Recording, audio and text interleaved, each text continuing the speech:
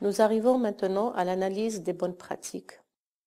Lorsque vous disposez de votre sélection finale de bonnes pratiques, vous devez les analyser et en extraire l'information la plus pertinente afin d'élaborer des messages clairs et concis et des recommandations concrètes à l'intention de vos groupes cibles.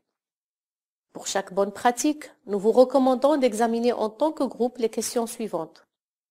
Quels ont été les changements les plus significatifs? Quels ont été les facteurs clés du succès? Lequel de vos groupes cibles est le plus concerné par la bonne pratique et de quelle façon? Quels sont les messages clés qui découlent de cette bonne pratique? Quelles sont les recommandations pratiques que vos groupes cibles pourraient adopter pour essayer de reproduire et d'adapter cette bonne pratique? Il existe plusieurs façons d'y parvenir. D'expérience, nous vous suggérons de structurer l'analyse directive concernant les messages clés.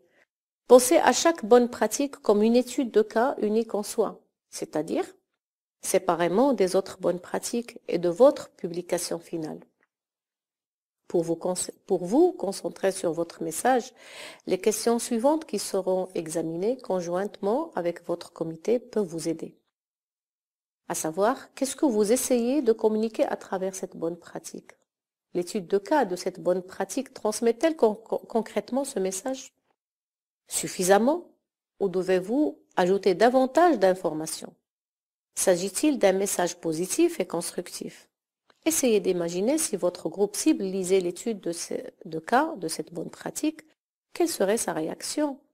Autrement dit, vos messages clés doivent décrire les changements que les groupes cibles concernés devraient réaliser et doivent se conformer fidèlement à l'étude de cas. Conseils sur la formulation de recommandations de vos messages clés qui ont expliqué le type de changement qui devrait se produire. À présent, vos recommandations doivent fournir quelques informations positives, utiles et constructives sur la façon dont le groupe cible peut atteindre cet objectif. Il importe d'établir clairement qui est responsable de ces changements.